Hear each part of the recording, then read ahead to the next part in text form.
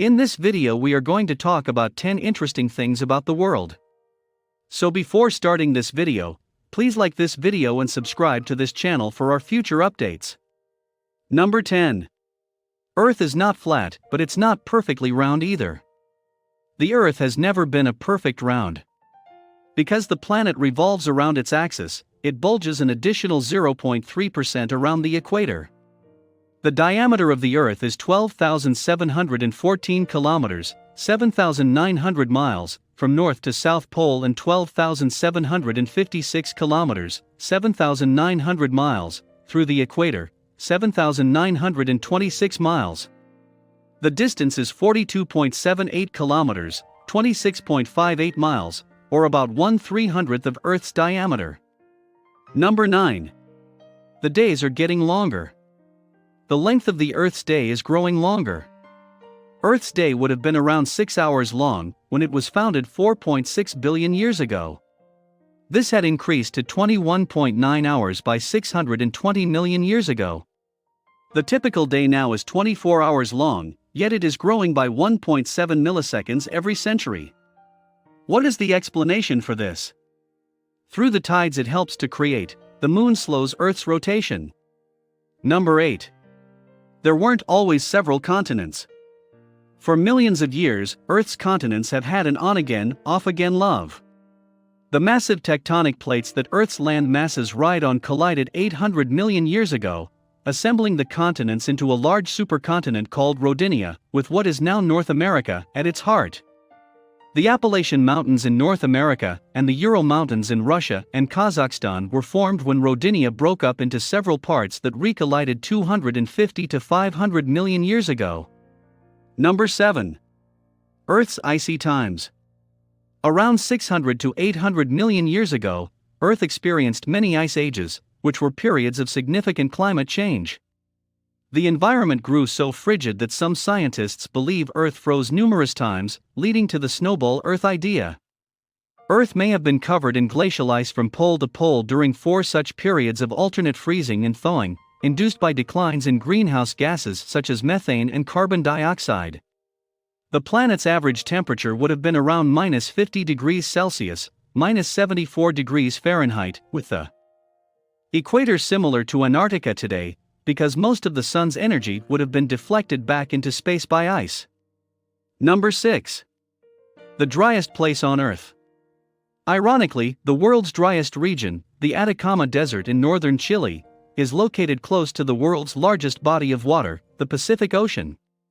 In Arica, Chile, the average annual rainfall is about 0.8 millimeters, 0.03 inches.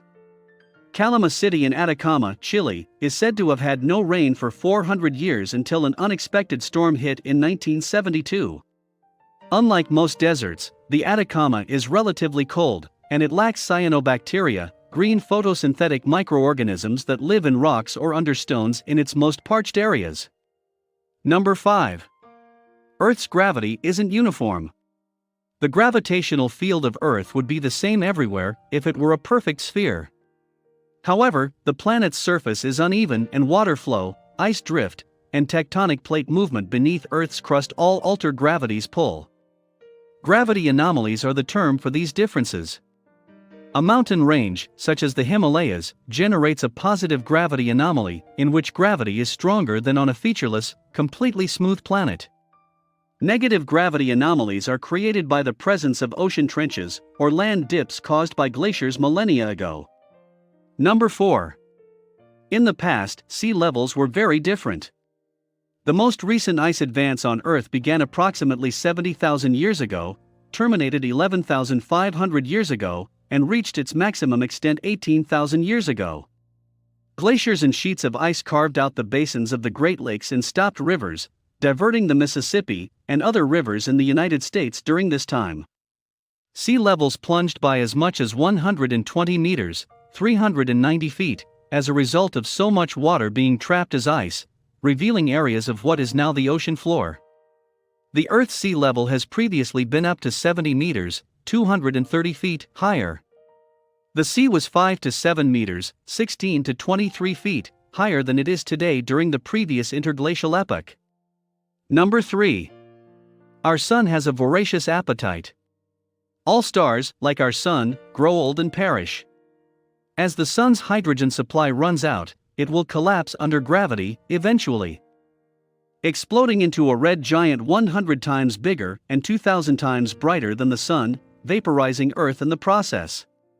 But don't fret, it won't happen for another 5 billion years or more. One alternative is to depart the planet before this occurs, but this would necessitate previously unimagined technology as well as a livable location. Another theory is that a passing star will alter Earth's orbit and knock it away from the sun during the next several billion years. According to scientists, the chances of this happening are 1 in 100,000, which is better than winning the lottery. Unfortunately, without the sun, our descendants would most likely perish from frostbite. Number 2. The moon is not Earth's only companion. There are 2 more entities orbiting close to Earth that are commonly referred to as moons, despite the fact that they are not really moons. 3753 Eart is an asteroid that circles the Sun and was discovered in 1986. Eart appears to be following Earth because it takes the same length of time to orbit the Sun as we do. When viewed from Earth, its orbit seems to be in the shape of a bean. Asteroid 2002 AA29 orbits the Sun once a year as well, but on a more unusual horseshoe-shaped route that gets it close to Earth every 95 years, within roughly 5.9 million kilometers or 3.7 million miles. Scientists have proposed gathering samples from AA29 and returning them to Earth because of its proximity to us. Number 1. The calm before the storm. The calm before the storm isn't just a myth. Under the appropriate circumstances, it truly does occur. A low-pressure area is formed when a storm sucks warm, wet air, its fuel from the surrounding environment. Air is swept up into the storm cloud, and violent drafts force part of it aloft. The hot air is removed by these updrafts, which force it out over the sides of the heaviest storm clouds, which can reach 16 kilometers, 10 miles, in height. The air grows warmer and drier as it descends, making it more stable. It blankets the area below and stabilizes the air, giving the impression of a quiet before the storm to those who live there. What do you think of our video?